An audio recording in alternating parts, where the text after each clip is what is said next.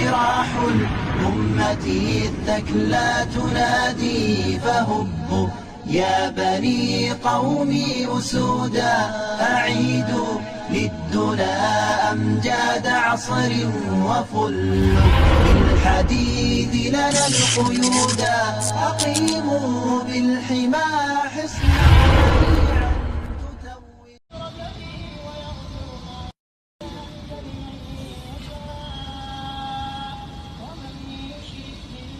فقد ضل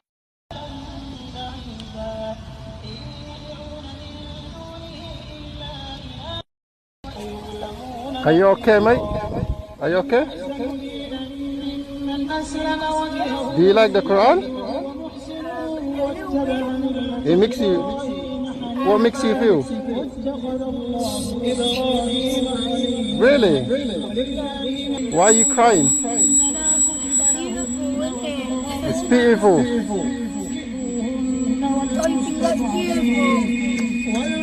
When I said it was a tune.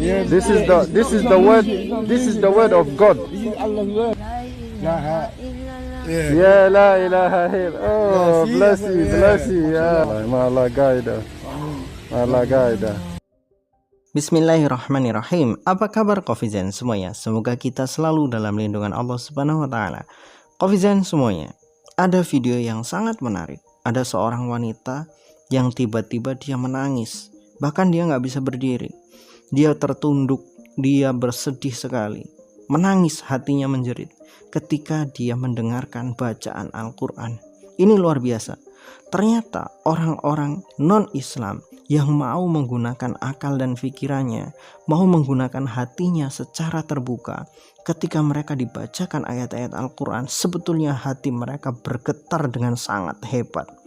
Dan sebetulnya ada titik-titik keimanan yang tumbuh di hati mereka. Karena tanda hati orang yang mulai menerima keimanan adalah wajilat qulubuhum. Jadi cirinya itu kan idza dzukirallahu wajilat qulubuhum wa idza tuliyat alaihim ayatuhu zadathum imanan. Jadi orang kalau memang di dalam hatinya itu ada bibit-bibit keimanan, bahkan orang yang beriman, yang benar-benar beriman, kalau disebutkan nama Allah bergetar hati mereka. Kalau dibacakan ayat-ayat Allah yaitu Al-Quran, maka mereka itu akan menjadi orang yang sangat luar biasa. Wa idza tuliyat alaihim ayatuhu zadathum imanan. Imannya semakin bertambah, semakin menguat. Hatinya akan terguncang dengan guncangan yang sangat dahsyat. Karena ayat-ayat Allah yang begitu dahsyat ketika dibacakan, bahkan walaupun mereka nggak paham dengan artinya pun, hatinya bergetar. Inilah keajaiban Al-Quran. Al-Quran memberikan satu respon yang positif kepada manusia, memberikan satu efek positif kepada manusia. Ketika dia diperdengarkan kepada orang sakit mempunyai satu efek di mana dia akan mempunyai positive thinking yang lebih tinggi, sehingga berpotensi pada kesembuhannya itu juga cukup tinggi. Kalau dia dibacakan kepada bayi, maka respon otak dari bayi itu sendiri akan memiliki hal-hal yang sifatnya positif, sehingga bayi itu menjadi lebih cerdas, lebih pintar. Ini yang harusnya kita pahami baik-baik.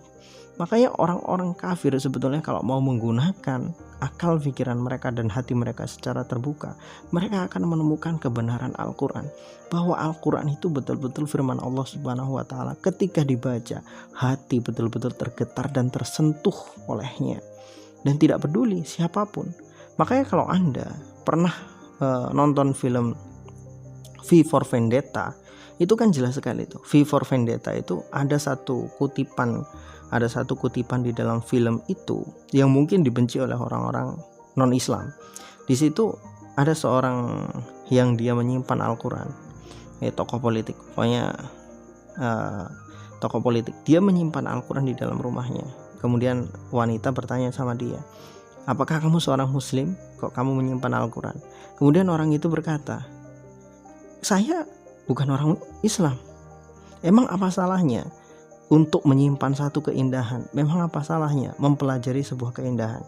Jadi Al-Quran itu dikatakan indah, dikatakan seni yang sangat tinggi sekali, sehingga layak untuk dijadikan pelajaran bagi orang-orang yang mau berpikir, walaupun dia bukan orang Islam, walaupun dia bukan seorang muslim. Jadi layak untuk mempelajari Al-Quran. Siapapun layak mempelajari Al-Quran dan siapapun layak untuk mendengarkan bacaan-bacaan Al-Quran. Perkara dia mau jadi Islam atau enggak, mau jadi mu'alaf atau enggak, itu urusan nanti, itu urusan hidayah Allah Subhanahu wa Ta'ala. Tetapi kalau mereka mau mengkaji lagi, mereka mau menggunakan akal dan hati mereka pasti akan menemukan satu hal yang sangat besar di dalam Al-Quran, yaitu bacaan Al-Quran menenteramkan hati manusia.